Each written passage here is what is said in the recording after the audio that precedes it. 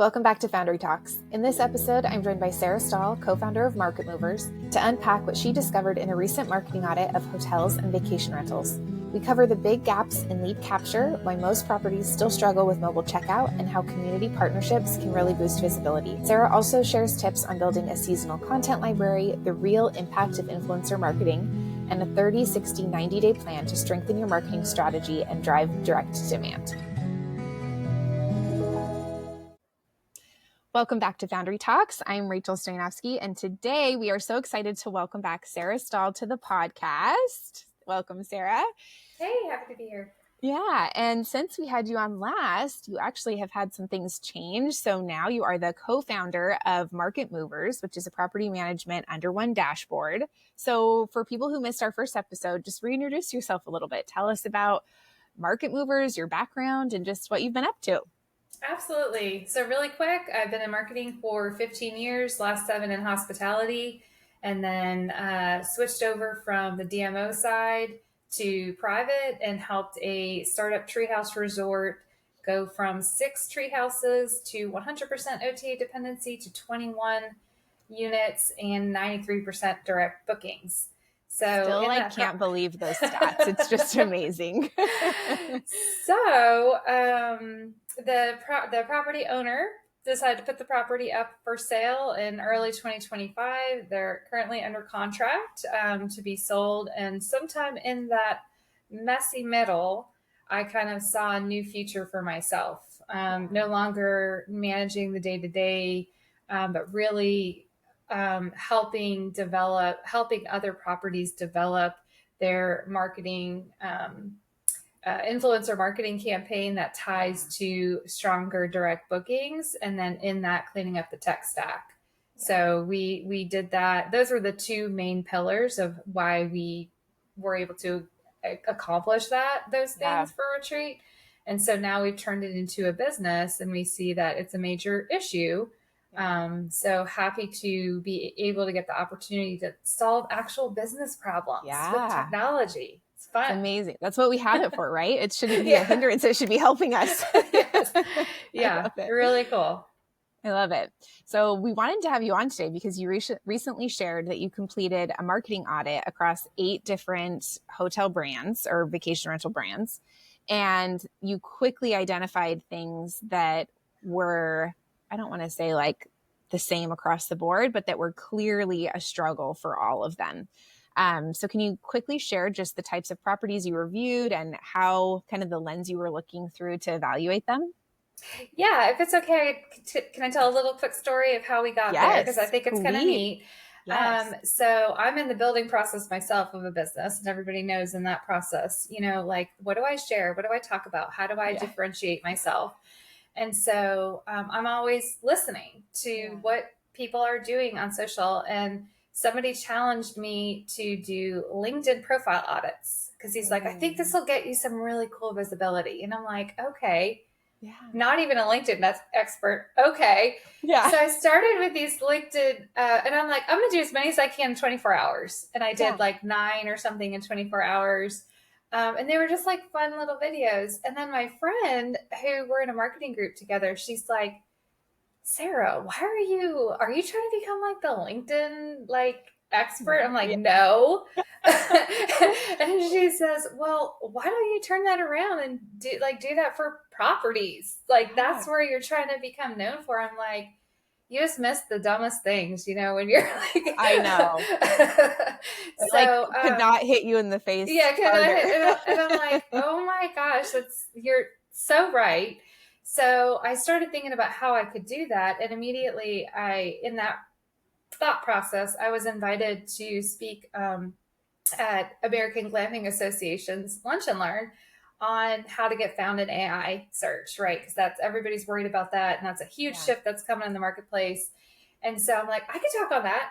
And they said, well, no salesy, but you could do one call to action at the end. And I'm like, okay, I'm going to give away this audit for free to the folks who are participating in the American Glamping Association Lunch and Learn.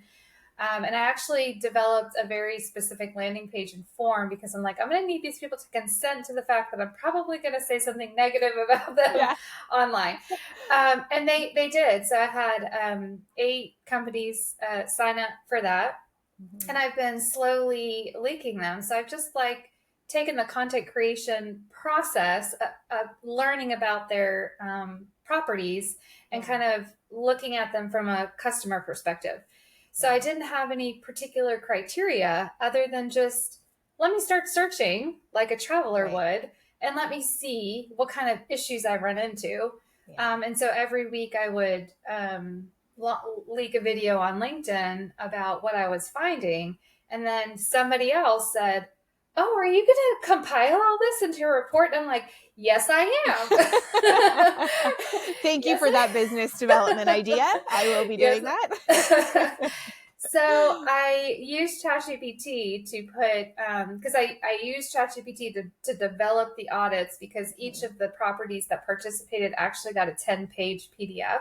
Amazing. I don't even know if they saw the videos or not on LinkedIn, but they got a 10-page PDF for implementation, and each of them had 6 points, and then each page was a point, and it was really clear why this is important and what you need to do to change it and its impact on your guest. So it had those same 3. So I had this great documentation to feed back into ChatGPT and say, turn this into a report of like, what are the trends? What are people doing right? What are they doing wrong? What are, what are the common areas? And so it fed me back a report. And so I developed a blog around that. I love it. That's amazing. We looked at it and we're really impressed. And it's just so interesting to see the similarities and what kind of the pain points are across this industry and also how things are different. But I mean, they were different, very different properties that you looked at, right? Yes. So interesting that there was some commonalities between them, even being so different. Yeah. So one was a winery in Italy. Working winery in Italy. One was a KOA, so franchise perspective. One was Open Sky in Utah, which is probably one of the most well-known glamping resorts in the country. And then there was a couple of like smaller up and coming resorts that were still getting established. So it was a really good smattering of established to startup. To really understand that everyone's struggling with the same things. For the winery in Italy, did you say, yes, I will do this, but I also need to come and see it in person? It's part of my requirement. I am working that angle. I am still working that angle. By the way, like, I feel like that's one of those things you got to work on over time. Yeah. It's market research. Got to get out there. I love it. That's right. Okay, so as you were doing all of these audits, what were the most surprising or consistent gaps that you saw across all of these different brands? The most surprising to me was actually the lack of lead capture. Okay. When someone gets there, so someone's on the site. Somebody lands on the site. Yep. And, they all have different site developments. They were all at different site development levels. Yeah. But when I started to go, I was expecting some kind of lead capture, right? Because if you're driving demand, you want to get that lead as quickly as you possibly can. Yeah. Some of them who did have lead capture, we'll call it that, were like, sign up for our newsletter. No traveler is coming to your website to sign up for your newsletter. So I didn't really consider that lead capture. And so when I was going through the booking process, they all had mention of a coupon code. Okay. And then I started going back. I'm like, all right, let me go back and try to find this coupon code. No mention of a coupon code. Even if you signed up for your newsletter, maybe they got a coupon code, but it wasn't clear. So it wasn't compelling enough for me to turn my email or cell phone number over. Right. So that was the biggest surprise because that's actually the easiest fix to start building remarketing campaigns for direct bookings. Yeah. Can you give some examples, or what are your go-to, if someone says, I don't have any way to capture leads and I need to do that, like what's an easy way for people to implement that on their site? Easiest way, most cost-effective way to me is MailChimp. Okay. That's the budding of a CRM system, which is customer relationship management at its finest. And MailChimp has a lot of really cool capabilities. Okay. For the cost. I think personally, I pay right now about $20 a month with the level that I'm on. So, and it allows you to do some automation workflows, which is really important when you're, let's say the lead capture is download this local guide. Most people are planning about 3 months in advance, right? So we're sitting in summer, so you should have a fall guide already up on your website. Yeah. Download the fall guide, and inside you'll unlock a 20% off coupon, right? So they have to download the guide. And now it's like, well, yeah, I want to see what there is to do to fall and get my 20% off coupon. Yeah. And then in MailChimp, you're able to very easily send them the guide the second that they download, and then start them on an onboarding sequence to like learn more about you and what's coming up in the fall. Yeah. And so how many emails do you typically set up in those welcome automations before they're just getting like your newsletter? I think a lot of clients that we've worked with, the automation piece is what's missing. Like they get an email newsletter, sending out their information is important, staying in touch with their audience, but how powerful automations can be. So we'll just love your insight quickly. Sure. Yeah. So I usually stick to 3 to 5 over a 2-week period. That's kind of where I like to stay or like start the process. Yeah. And after they download the guide, immediately they should start to get to know who you are as a property, right? No sales. So once they download the guide, like they're obviously there to buy something from you because they want that coupon. Yeah. So I completely stopped the sales process. Okay. And now it's just nurture. Like, hey, just a little bit about retreat. These are the things that guests love about us. Yeah. And then, hey, what are some things that resonate with you? Or here's some blog posts that, I've written blog posts on like how to pack, because we used to get so many questions like, how am I supposed to dress at a glamping resort? And so I wrote a blog about how to pack. And so that became part of the nurture. Like day 2 is like, if you're planning your trip, now that you've used your coupon, and if you haven't yet, don't forget it's on page 6. Like you have to know your product and your property really well, and then be really specific. Yeah. Like what page it's on, because they're looking for the coupon. They're not reading the whole book, right? Right. But if you can repurpose what's in there to like nurture them. Oh, if you're interested in coming in September, there's an annual wine festival we thought you might want to know about. It actually happens during these dates and it sells out fast, so you want to think ahead. Like being the advocate for what the whole experience is like, to me, it builds trust quickly.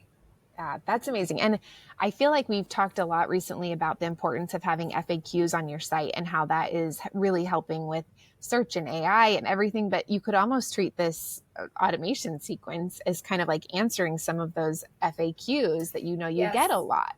So building it in so that they get to know the property and maybe answering things that you see are common questions that you get from your guests. That's a good point. And I would like to say this. It's okay to repeat yourself 50,000 times in 50 different ways. It's okay. Like a lot of people feel like, well, we've already said that. Well, guess what? Your guests don't know about it. They have never heard it. If you're not sick of hearing and saying it, you actually haven't said it enough yet. Yeah. We talk about that in social. We'll, do a post a few weeks ago about a certain thing at a property. And then it's like, oh, well, we already talked about that. And we're like, no, you got to keep talking about it. At one post, they saw it and moved on. But if that is the message we're trying to drive home, just like you said, if we're not sick of talking about it, we haven't talked about it enough. Yeah.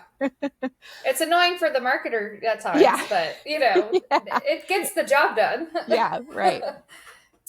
So one of the stats that your report showed is that only 25% showed up in search like chat, and why is that so critical? And what do you think is keeping more properties from showing up? Mm-hmm. Well, it's critical because by 2026, Google has said that search as we know it will be no more, and it will be only agentic type of searches. And what that means is, like, if you're familiar with Perplexity or ChatGPT or something, the way that even the format looks, if you've on Google, you can now hit AI mode and even like see the format that's coming, which is very similar. There's no more links to any I don't want to say anything, because I even in my research, like they're sourcing links, things, right? So, but there's no like list of links based off of competing for key terms in an industry or in a region. Now it's based off of who has the most information to share that is the most trusted, and how do you get that? You show up in other people's content at scale. So the properties that I that are mentioned in the report who did show up, they were all in like Travel and Leisure and USA Today. Like they had these big PR moments that they linked back to. So in the search world, instead of it just like, you know, how Google goes after certain key terms, it's reading the entire internet. And it's bringing everything back. And it's like, well, who has the most when authority. I bring it back? Who has the most mentions? Okay, they have to be the most trusted. So I actually see the PR role becoming one of the PR role and the content creation role becoming the two most important roles in marketing. And because we have to be showing up in other people's content. It's really interesting. I feel like when SEO was SEO is still really important, but I feel like there's going to be this shift to where there was a shift a few years ago. It was like, or, you know, probably like 10, 12 years ago, PR was so important. And then everything kind of shifted to where SEO and your pay-per-click campaigns, like that was super important. And yes, it was amazing to get mentioned in these online publications or a printed magazine. It was great, but you couldn't see the direct correlation with ROI. So I think a lot of brands put more focus on SEO and the pay-per-click campaigns because you could see, no, this drove this many people to this many dollars in bookings. And our team's been talking a lot about how that importance of PR is shifting to now traditional style PR, getting mentions, getting included in publications, printed pieces, online pieces are so important. And one thing that actually, it was an idea from our first podcast when you were on talking about influencers, is the importance of working with an influencer that has a web presence and has a blog. And even though maybe they don't get a ton of readership on their blog, having that and having them talk about and answer the questions and talk about their stay, it just really fuels. And so when we talk with clients, we're like, okay, yes, micro influencers are great. Like we love everything that you and I talked about that, but also see if they have a blog, see if they have a website, make them include a blog post in your agreement. Yeah. If people keep telling me not to say I did this by accident, but it's the truth, so I can't stop saying it. But I accidentally ranked Retreat top 10 glamping resorts in the Southeast because of that. Because I, you know, one of the things as technology changes and people are freaking out, the most beautiful thing to me is good marketing is still the foundation. So good marketing of choosing influencers that had a blog and having them link back and making sure that you have a good mix, not just everything on Google Ads or everything on Airbnb, but a healthy mix of like, hey, we need to get PR sources. Like that's all just good marketing. And now it's like more relevant than ever. And it's like, go figure. Love it. So funny. Okay. So another stat that really jumped out to us was that 88% had mobile checkout issues and 75, we talked about this, but 75% didn't capture emails. So now tell us a little bit about why those things matter. This is where all the software companies need to plug their ears. And this is the magic of what we do at Market Movers, really. So software is wonderful. And there's so many great, cool, neat solutions out there, but they're not built by those who are in the field and they're not built by the people who are selling the product. Yeah. I think sometimes they get people on the teams that are, and they know a little more and they have some say, but I think that was the problem with the clunky booking. So they were like mobile compatible. So I don't want that to be, thought of as the clunky issue, but it was hard to upgrade. And, on one particular property site I'm thinking about, I tested on desktop and mobile for all of them to kind of see the different. So all their upgrades were clear and easy to book on desktop, but for some reason in the software was all the upgrades were like hidden. I couldn't even see them in the checkout process. And upgrades are a huge deal. That's a really important thing. Then there were some softwares where they added, or I should say the properties I could tell had add-ons, but the software did not support it in the checkout and booking process. So these are kind of like basic business things within the industry. And that's what we do at Market Movers is we know which tech you should use. And if you are using a certain tech, we know how to customize it so that it works to accomplish your business objectives. Yeah. And so that was probably like, I think the second most disappointing, because I already said the first, the second most disappointing, because I'm like, these owners are spending a lot of money on software to get things to function well within their business, but getting the software to actually accomplish the KPIs for your business based off of what it is you're trying to sell or how you're trying to sell. It was a bit clunky. Yeah. And I like that you point out that the people who are selling the software maybe haven't worked in that industry before. And I think that's so important. And we've talked about this too, when you're looking to implement different tech, to really involve your team, the team who's going to be using it. Because they can tell you right from the get-go, like, oh, well, no, we always have requests for this. How am I going to track these notes for this particular guest? Or there's no way for this, or no, this isn't going to work. And I can think of so many occasions where we would try something new without having involved the team. And it was like, no, this is like making it harder for me, not easier. Yeah, because there are a lot of nuances, which is what makes shifting tech difficult, right? So I feel like a lot of the bigger solutions in the industry kind of stay big because it's like, how do you untangle the tech once you have got all these integrations in? And so it's really important to know, how do we work with it but still get it to do what we want it to do? Yeah. I love that. So other than those two things that really jumped out at you, was there anything else that surprised you? And I would assume that for you, those two things are things like that felt especially urgent to fix. And maybe not quick fixes on the tech, but quick fixes on the lead capture. Anything else that really surprised you or stood out to you when you were doing these audits? Yeah, so I didn't want all the information just to come from me, and like I was trying to pull in like some solid reporting. And so I did pull in some stats as well from like Skift and Expedia and HubSpot for things going on within the industry and particularly with influencers. Yeah. And one of the stats that surprised me there was guests are 5 times more likely to book after seeing user-generated content than on social media. Wow. Because, and I knew that for myself. I didn't know that particular stat, but I did know that it takes up to 20 touch points to go from cold to customer. Yeah. But it takes less than 7 when a creator is presenting your property, because that likability trust is already baked in to the audience. And so whenever a creator says something or presents something, even if it's not a sale, it's just like, hey, look at where I went.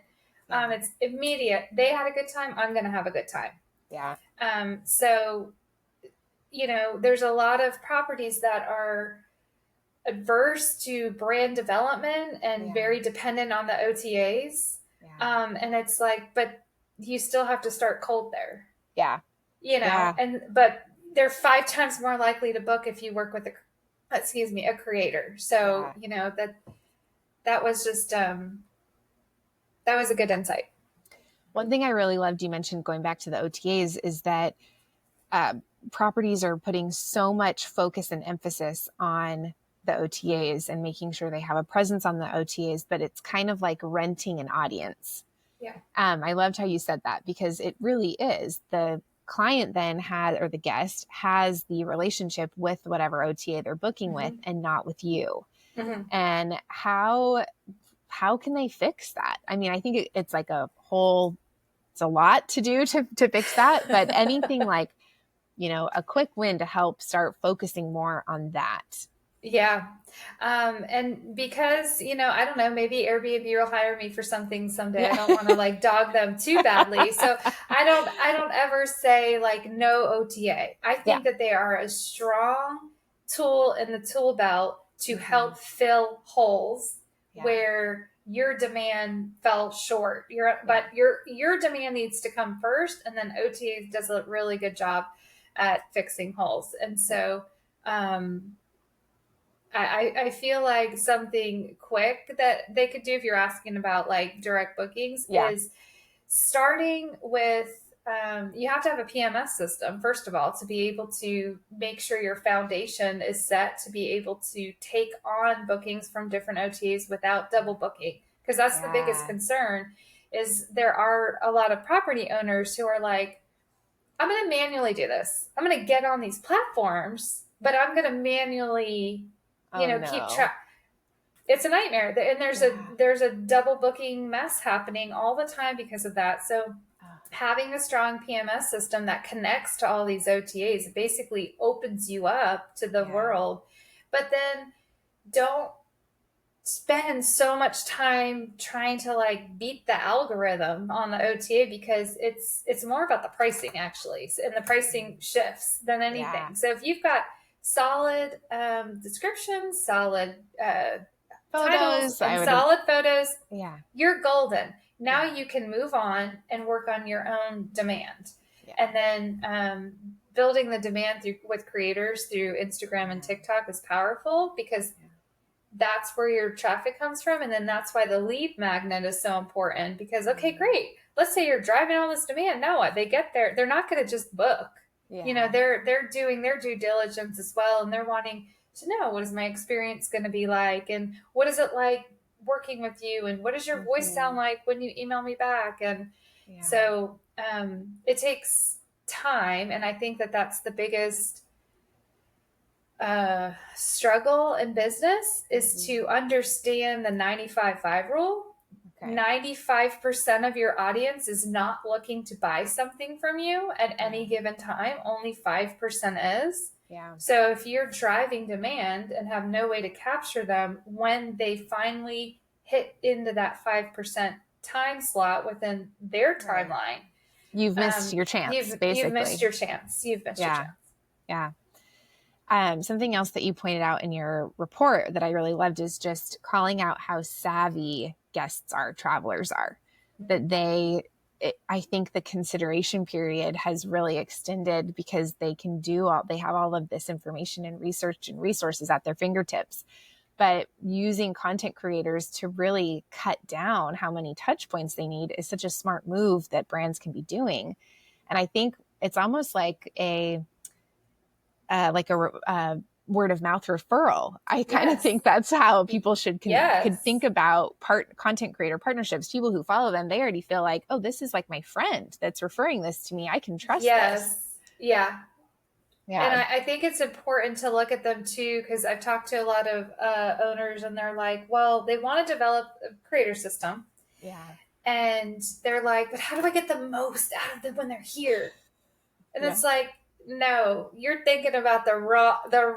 So I don't even talk to them when they were on property. I'm like, I'm leaving them alone. You know how much pressure that causes a creator to like stand in front of the person that you've hired while they're trying to enjoy their vacation? Like, leave them alone. It's not about what the one is doing, because guess what? They'll flop. They'll go viral. You don't know. They don't know. You just let them do their thing. It's more about the volume of consistency over time building up, so that the point is within like a month or so, you want the audience, the users on these platforms to be like, you keep coming up calling. We would get calls.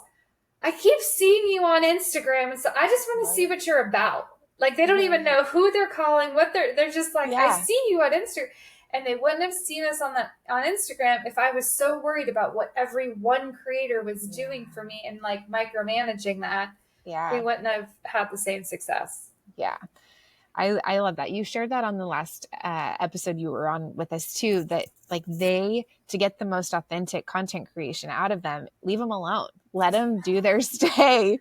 Let them create, maybe give them some parameters. Like, we would love a blog post. We would love, this, or when you're done after your stay, please share the photos so that we can repost. Like, you can give them some guidelines, but while they're there, like, that's what they're there to do. Let them enjoy so that they can share an authentic experience. And let them experience, because all of the creators had a different take, because they were in different units or on a different portion of the property, or, when you're on a property like that, it takes on a new life based off of the other guests that are there.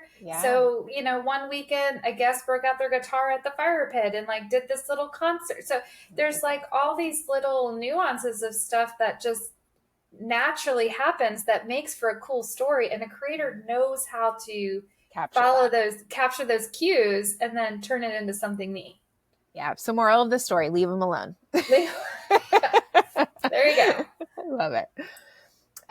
So with seasonal and story-driven content, how do you recommend hosts gather that kind of content if they're not working with a big team? And maybe aside from creators, like, I think the creators do such a big job, but how can like the on-property team at least help facilitate some of that?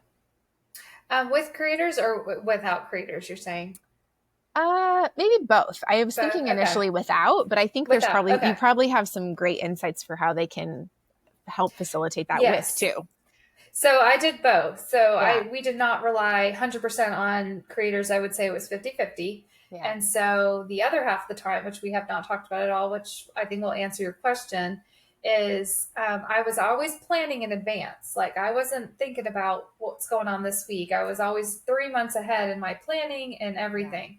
So I hired, the first year I was there, I hired a videographer, specific dates on the calendar for the whole year to come out every quarter as soon as the season changed and capture the entire property in the season we were in.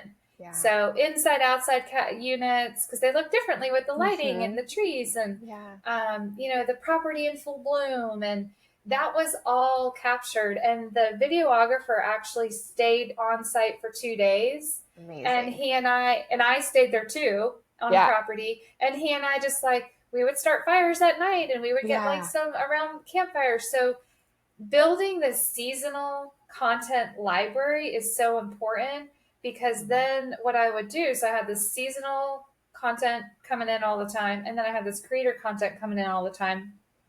And so in Dropbox, I would just go in there and I'd be like, one key little thing we had was in our, we had a 24-hour tree store that guests could go in at any time with the keypad, and it was like convenient stuff like freezer meals and so travel needs. And I purchased like an old rotary phone, but it captured your message. So when they picked it up, it was like, hey, thanks for staying at retreat. We can't wait to hear all about your stay. Leave us a message and tell us how it was at the beach. So every Monday I would go into the store, take out the phone, take out the card reader, and download all of these messages. So, we'd have people, we're staying in number 8, the launch pad. And so I had all this content, and it was fall, right? So I had fall content for Launchpad, popped it in, put their audio over it. Boom, there's a piece of content. Like, love it. That is such a good idea. You have to have access to content in order to build it out. And to make it. Yeah. Yeah. Love that. So something else in your report was talking about community and tourism partnerships. Why do you see that as a trust play, not just a visibility one? And any examples of where you've seen this done really well? I have too many examples. I think I need to write a blog post just on this. Yeah. So a couple of things that owners aren't aware of. Like, you are aware you're collecting lodging tax 100%. You're seeing that all the time. But that lodging tax is directly funding your county tourism department and your state tourism department. And every single employee within those agencies know that you are funding them. So for some reason, they don't talk like that. Yeah. So that's, so one of the things that I did at retreat is I went directly to the tourism department. Was the very first thing that I did. And I was like, hey, and I'm nice and great partner. And I'm like, I'm the marketing director with Retreat Resort. And we would love to partner with you guys. And so just telling them, I know you're here as a resource for me. Yeah. They're like, we got you. Because guess what? They have in their budget, help our partners. Yeah. So some examples, tangible examples of things that we did. We partnered with our tourism department when we had the influencer conference that we held at Retreat. And I just went to them and said, hey, this is what I'm doing. And they know what it is. It's a modern day fan tour. They know exactly what it is. And I said, we're doing this. Is there anything you can do to help us make this a great experience for the community, right? You have to speak in those terms. Yeah. Yes, we're good friends with the private yacht club. We're going to pick you all up at the restaurant in a yacht, and we're going to go on 2 yachts of the lake, and we're going to do a day cruise. Awesome, let's do it. Right. Second thing that happened, and I'll stop here. But there's so much you can do. Yeah. We got a full property booking from a startup organization within the state. So they're charged with bringing huge companies who are doing like big things, but they're all startups because they want them to start in this state. Yeah. So they booked out the entire property, and this was their initial meeting of how they're going through this 9-month program together, and they were going to have this powwow camp out at Retreat, and they're flying in from all over the world, and this is the first stop that they're going to. And so I went to the tourism department. And I was like, "Hey, this is big for economic. You got to pull out all this stuff. This is big for economic development." She's like, "I got you. I'm sponsoring the entire mixer." And because she had connections with like the local brewery and distillery, she's like, I'm going to bring the 2 best local drinks, and I'm going to make signature drinks, and I'm going to be your bartender for the night, and I'm going to tell them about the area, and pay for everybody to drink that night. So you just never know. Yeah. But that's 2 examples, and I could tell you 10 more, right? Of just like, hey, I've got this going on. Yeah. This is what I could do, and I'll take care of that for you. Yeah, I think it's just such a good point to be proactive, because I know like we're in Santa Barbara, we have an amazing tourism board. You do have to pay to be a member. So in addition to the lodging taxes and fees, but they do such a great job. And I think other areas where maybe they're not being as proactive with their outreach, you can be proactive to them and say, hey, here's what I have going on. What can we do? I think even that's an amazing opportunity to partner with them for press.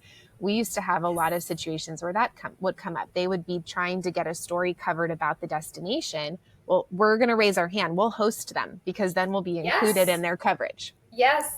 The state, I just found out that since I've left, the state shot their annual commercial at Retreat. Amazing. Because of the influencer program I developed, and I involved the state with it, and they're like, they remembered that. So you just, all the things. Yes. All the things. make it not a one and done thing either. Like take them out to lunch. Oh my gosh. I sent them flowers for the yacht. Yeah. They didn't pay any money to do that, but I'm like, oh my gosh, this was so kind. And their staff actually came out, so I sent them flowers. So like just build a relationship. We also, I think another good thing for people to keep in mind, obviously depends on the tourism board's willingness, but treat them almost and do a fam trip with them. Yes. Invite them to your property to get them to understand it, because then you'll be top of mind when they are pitching stories or they are working on content. Oh, that restaurant has this amazing view. Like, yeah. Because then I'm sure all states are like this, but like our state will go to Europe because Europeans are looking for tours. So they go and they sell on our behalf in Europe. So yeah, it's really important. Yeah, couldn't agree more. I love that. It's a good reminder. I think sometimes people don't even realize, like you said, like, yeah, this is a kind of an untapped resource.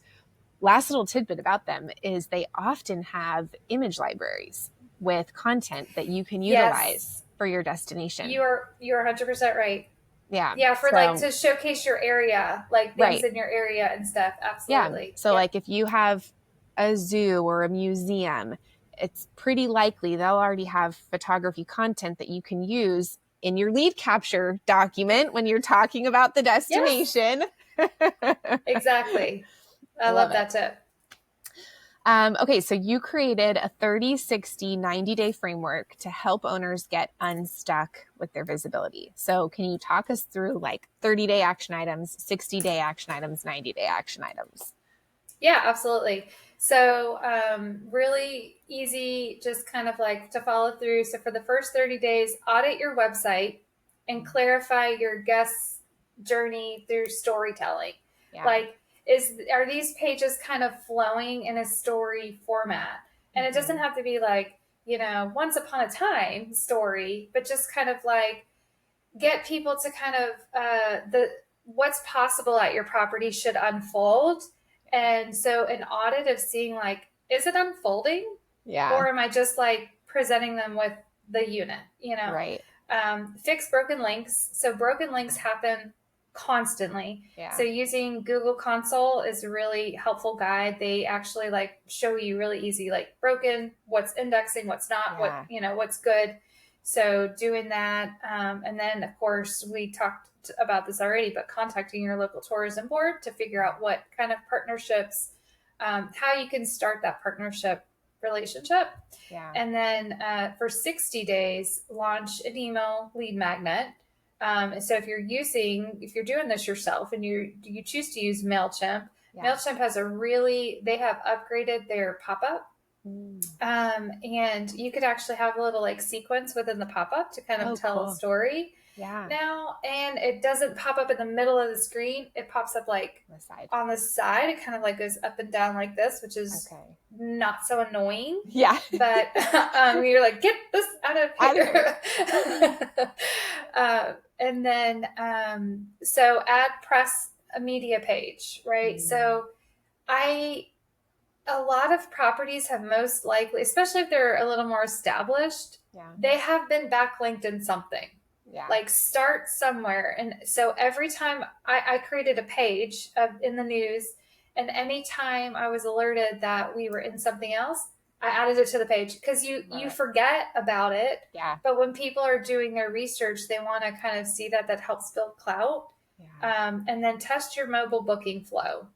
And this is not to be tested on by the person who implemented it. This is to be tested by like your housekeeping staff. And someone who has no idea. Doesn't work for you. Who will give you honest feedback and like, hey, this is just not working and I wish it did this. And, you can even come up with maybe a little criteria that's important to you. Like, hey, can you fill this out? Yeah. Because you need to know these things, but that needs to be tested. And then within 90 days, launch a creator partnership program with trackable booking codes through your PMS system. And then have scheduled out your seasonal video photography shoot for the year. So by 90 days, you should have started your first one but have that schedule. Yeah. And then make sure all of your OTA listings are optimized. So that's the 90 days, because that one's those are heavier lifts. Some of those take a little longer, and that one could take some time depending on the amount of properties that you have. But like if you're going to be on the OTA, be the absolute best you can be over there so you can set it and forget it. Yeah. And then move on to your demand. But I think that it needs to be set up properly. Yeah. Love that. I know OTAs that we went through. One of our clients went through they renamed all of their rooms. So all of their room categories. Oh. And shifting that on an OTA was so time consuming. So that's my other little tidbit. Don't change the name of your rooms. Oh yeah, that's because that's because then it's like if there's an on-site map, like everything needs to be changed. We went from, they called them cottages, and then they switched them to bungalows. So even just something like that, and there was some. I wouldn't have done it for that one word. Well, it was all of them, but there was a few other things like that, and it was like, oh my gosh. Now, if we were moving from unit number 8 to the launch pad, because that's a big thing. Is like people put unit number, like it's like they track from a guest perspective what they're tracking in the back end, and like no one wants to stay in unit number 8. That's a campsite. That's not a cabin. Yeah, I love that. Okay, just to wrap it up, some fun questions. Any travel or hospitality brand that you are watching right now or really impressed with? I fell in love with Open Sky when I was doing this audit. I actually knew about them before the audit, and so when they signed up for the audit, I was like, oh my gosh. Yeah. I wonder if they'll invite me to stay or something. But they're doing some cool things. They've got an on-site restaurant. And I mean, they are literally in the desert in the middle of nowhere. And they have created this oasis of amenities, which is just really neat. Yeah, that's awesome. Yeah. Okay, your most inspiring stay or trip this year? This year, oh my gosh, I have gone nowhere this year, but let me tell you, last year.